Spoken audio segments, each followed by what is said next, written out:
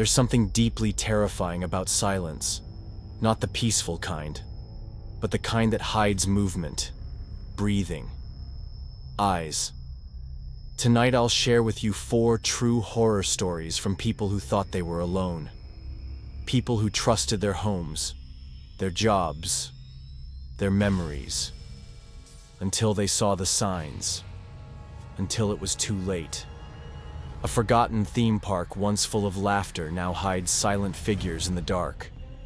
A babysitter hears a knock, and a child whispers about a man in the closet. A new homeowner discovers he's not living alone, someone's been watching him sleep. And a young woman learns the worst kind of intruder isn't the one who breaks in, it's the one already inside. These stories are real. And once you hear them, you'll never walk through your home the same way again. So turn off the lights, put on your headphones, and remember, the scariest stories aren't the ones with ghosts. They're the ones where the danger is already inside. Story 1. The Mystery of the Abandoned Celebration City Theme Park. I grew up in Branson, Missouri, a town known for its theaters and family attractions. But tucked away behind overgrown trees and rusted fences is a place most people have either forgotten or are too afraid to talk about. Celebration City. Once a bustling amusement park, it closed down in 2008 after years of decline. Most locals just moved on. But for those of us who grew up near it, Celebration City was more than just rides and games. It was something else. Something that didn't feel quite right even back then. Years later, when I was 19, I made the mistake of going back. It started as a dumb idea. My best friend Calvin and I were bored on a Friday night, and we thought it would be cool to explore the old park. We'd seen urban explorers do it on YouTube, so why not us? We waited until around 9 p.m. That's when the town gets quiet, and the road that runs past Celebration City is almost completely dead. Climbing through the bent chain-link fence felt like crossing into another world. Everything was still there, but rotting. The roller coasters were silent skeletons. The snack stands were gutted. The air was heavy with the smell of mildew, rust, and time. Our flashlights cast long, twitching shadows across the broken pavement. I remember feeling cold, even though it was early fall and the night was still warm. We walked past the main plaza where families used to gather, now overgrown with weeds. The fake storefronts were faded and broken windows cracked or gone entirely. We found a building tucked away at the edge of the park, an old 1950s themed eatery. The sign above the door still read, "Last Chance Diner." The door creaked open when I pushed it. Inside was pitch black. I stepped in first. Everything was coated in a thick layer of dust. Tattered menus lay across counters. A jukebox in the corner sat crooked like it had been shoved. Chairs were flipped. Cups still sat on a few tables, stained and dried with years-old sludge. It was like everyone had left in a hurry and never came back. Calvin walked to the back kitchen area. I decided to check the restroom. I'll never forget what happened next. As I opened the bathroom door, I immediately heard a clacking sound, like something tapping lightly on tile. My flashlight flickered slightly as I stepped inside. The room was small, just 3 stalls, and a sink with a broken mirror. Then I saw it. 3 pairs of shoes, under the stall doors, facing outward, not moving. I froze. I whispered, "Hello?" No response. Not even a shuffle. I took 1 slow step backward, and that's when the feet in the middle stall shifted. Just slightly. Like someone was adjusting their position, or leaning forward to peek under the door. That was all I needed. I turned and ran, heart pounding so hard I could barely speak. I screamed Calvin's name and told him to get out now. We didn't stop running until we were outside the park's gate. When we got back to the car, I finally caught my breath and told him what I saw. He thought maybe it was other explorers. But if it was, why didn't they respond? Why were they standing in the dark, completely silent? And why were there 3 of them? I haven't gone back since. But I've heard stories. People say they've seen shadowy figures moving behind the broken windows. Some claim to hear laughter late at night when no one should be there. Others say they've seen the roller coaster lights flicker on for a split second even though there's no power. I don't know if Celebration City is haunted, but I do know this. Some places don't just die. They linger, waiting. And if you're unlucky enough to walk back in, they might just remember you. Story 2. Knocking in the night. When you're babysitting, you expect to hear strange things. A kid waking up crying, footsteps on the stairs, maybe a window creaking in the wind. But what happened that night wasn't just strange. It was wrong. It was last fall. I was 21, and I'd taken a babysitting job for a woman named Lucy, who lived on the outskirts of town. Big house, quiet neighborhood, lots of space between homes, too much space in hindsight. She had 3 boys, Chris the oldest at 7, Bobby who was 5, and Adam just a toddler. They were great kids full of energy. Lucy was going out to dinner with her sister and said she'd be back around midnight. At around 9 p.m., I finally got the younger 2 into bed. Chris was still up watching cartoons, so I let him hang out a bit longer before tucking him in too. I was in the kitchen making tea when I heard it. 3 soft knocks. They came from the front door. Not loud, almost. Hesitant. I froze. There were no headlights outside. No sounds of footsteps on the porch. I waited, half expecting it to be Lucy coming home early, but the knocks didn't come again. I crept toward the window, careful not to let my shadow fall across the curtain. There was no one there. I shrugged it off, probably a delivery guy at the wrong house, I told myself. But just as I turned back toward the kitchen, I heard whimpering. It was coming from Bobby's room. I opened his door and found him sitting upright in bed, wide-eyed. "There's a monster in the closet," he whispered. I smiled softly. "It's okay, Bobby. There's no such thing as monsters." But he shook his head violently. "He's real. He was knocking. He told me not to tell you." My stomach dropped. I checked the closet. It was empty, of course it was, but Bobby's words stuck in my head. I left the door open, hoping it would reassure him. But as I walked back out, I noticed something. The back door lock was unlatched. I was sure I had locked it earlier, I always do when I babysit. I slid the bolt back in and made a mental note to check every window before I left. 30 minutes later, I was in the living room scrolling through my phone when the silence was broken again. Scratch. Scratch. Tap. The sound came from the hallway near Bobby's room. I stood up slowly, listening hard. Another scratch. A light knock. It was coming from the closet. I didn't go in. I couldn't. Instead, I grabbed Chris and Adam and locked us all in the master bedroom. I dialed Lucy immediately and told her what was happening. That's when her voice dropped. She told me she suspected her ex-husband, a man with a history of mental instability and violent behavior, had been trying to get close to the kids again. She had a restraining order. But he never listened. He used to scare Bobby by hiding in closets, she said, almost whispering. I thought that part of our life was over. My blood ran cold. She told me to stay locked in the room and she'd be home in 15 minutes. But during those 15 minutes, I swear I heard someone walking outside the door. Slow, heavy steps. Then, breathing. No knocks this time. Just that horrible, steady inhale. Exhale. Like someone savoring the fear. When Lucy arrived, we found no one. But outside in the soft dirt near the back fence were fresh footprints. Large ones. Bare feet. They led straight to Bobby's window and disappeared into the trees beyond. We called the police, but nothing ever came of it.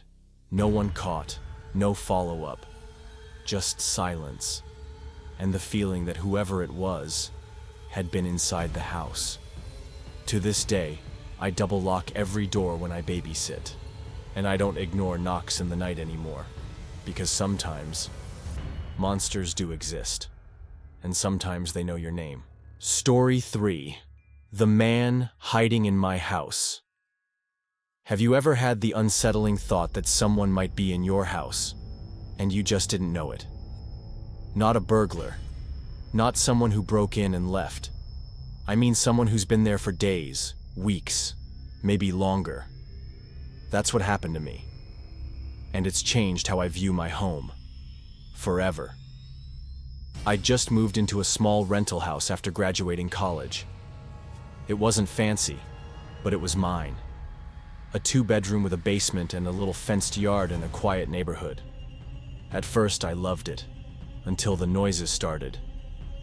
The first night I heard what I thought were raccoons, or maybe a stray cat knocking over something in the kitchen. But when I went to check, nothing was out of place. The second night it was footsteps, soft, deliberate ones coming from downstairs. I lived alone, no pets. Still, I told myself it had to be the pipes. Old house, thin walls, no big deal. But deep down, I knew something felt off. I began noticing strange things. Food missing, not a lot, just little things. A half-eaten granola bar left on the counter that I knew I didn't touch. Laundry that had been refolded, differently than I remembered. The worst was my toothbrush. One morning I picked it up and it was wet. I hadn't used it yet. That was the moment something shifted in me. This wasn't paranoia. Someone had been in my house. I checked every door and window. Nothing seemed broken or forced. I changed the locks, installed a security camera in the living room. I even set up a motion sensor in the hallway. But then, on a quiet Sunday afternoon, I decided to clean the basement. I hadn't gone down there since moving in, just used it for storage. The air was thick with dust, and the stairs creaked under every step. Halfway down, I froze. The door to the utility closet, the one that led to the crawl space, was open. Just barely, like someone hadn't shut it all the way. I stepped closer, slowly, my heart pounding. Inside, it was pitch black. I turned on my phone's flashlight and scanned the tight space. At first, it just looked like old pipes and insulation, until I saw the blanket, then the food wrappers, then the eyes. A man was curled in the corner of the crawl space, thin, dirty, with sunken eyes staring straight at me. He didn't move, just stared, calm, almost proud. I screamed and ran back up the stairs, slamming the door behind me and calling 911. The police arrived within minutes. Guns drawn, they pulled the man from the crawl space. He didn't resist. He barely said a word. Turns out he was a drifter. No ID. Possibly homeless. He told the police he'd been staying out of the way. That he liked the quiet of my house. He had been living there for at least 2 weeks. The worst part, he'd been watching me through vents, listening, learning my routine. He knew when I left for work, when I showered, what I watched on TV. He even admitted to using my bathroom when I was asleep. I had unknowingly shared my home with a stranger, a silent observer in the shadows. I moved out that week. I couldn't stay. Every creak, every groan of the house made my skin crawl. I don't sleep as well anymore. I check the closets, the attic, the basement every night. Because now I know something I wish I didn't. You don't always hear someone when they're hiding. Sometimes they wait, they watch. And sometimes they live in your home before you even notice. Story 4. The Invisible Intruder. There's something terrifying about being watched. Not by someone obvious. Not by someone who breaks in, makes a mess, or leaves behind a trail. I'm talking about someone who's already inside. Someone who moves quietly enough that you don't even realize they're there until it's too late. I'm 23 years old. I live in the house my mom left me after she moved out of state. It's a nice place, 2 floors, quiet neighborhood, plenty of space. Maybe too much space for someone living alone. At first, it felt freeing. No roommates, no parents, just peace and independence. That peace didn't last long. It started with little things. A favorite sweater missing. A bowl moved from one shelf to another. I assumed I was forgetful, maybe tired from work. But then I started noticing other signs. One morning, I woke up to find the back door slightly open. I know I locked it the night before. I even double-checked because I've always been a little paranoid about security. Then my charger went missing. Then a pair of shoes I rarely wear showed up in the middle of the hallway, soaked. It felt like the house was playing tricks on me. Or maybe my mind was. But nothing could prepare me for what happened next. One night around 2 a.m., I was watching Netflix in bed when I heard the unmistakable sound of a door shutting somewhere in the house. Not slamming, just a soft, deliberate click. I muted the TV and held my breath. Silence. Then, a soft creaking sound like footsteps on wood. My hallway has old floors. They creak when anyone walks on them. I knew that sound and I knew I hadn't moved. I grabbed the flashlight I keep in my drawer and crept to the hallway. I stood there for several minutes listening. Then I heard something from the basement. A soft scraping sound, like someone dragging something across the concrete floor. Now here's the thing, I never go into the basement. It gives me the creeps. It's unfinished, musty, with exposed pipes, and one small crawl-space door tucked in the far corner. But something told me I needed to go down there. With my heart pounding, I slowly made my way downstairs. The air grew colder with every step. I stood at the bottom, flashlight trembling in my hand. "Hello," I called out. "Is anyone down here?" No response, just silence. And then, movement. The crawl space door, the one I always kept latched, was slightly ajar. I stepped closer. My flashlight beam shook across the dusty floor, and then I saw it. A pale hand. It darted out from behind the door and slammed it shut. I screamed and bolted back upstairs, locking the basement door behind me. I called 911 immediately. The police arrived within 10 minutes. They went straight to the basement. What they found still makes my skin crawl. Behind the crawl space door was a man in his 50s, bald, wearing tattered clothes and surrounded by piles of my things. He had food wrappers, my missing clothes, even items that belonged to my mom. Things I hadn't even noticed were gone. He had made a nest inside the crawl space. A mattress, stolen blankets, even a flashlight of his own. He told the officers he'd been living there for months, watching, listening, waiting for the right time to reveal himself. That was his exact phrase. Reveal myself. I still don't know what that means, but I don't want to. He had gotten in through a broken vent in the basement sometime weeks before I started noticing things. And he had stayed, undetected, eating my food, wearing my clothes, living just feet away from me. I haven't lived in that house since. Even now, in a new apartment with a security system and reinforced locks, I still can't sleep with the closet door open. I check under the bed, inside the cabinets. I double lock everything, because I've learned the hard way. It doesn't matter how safe your home looks. Sometimes the scariest intruders don't break in. They're already there. 4 stories, 4 warnings, and one chilling truth. We don't always see the people watching us, but that doesn't mean they're not there. Sometimes it's a knock on the door.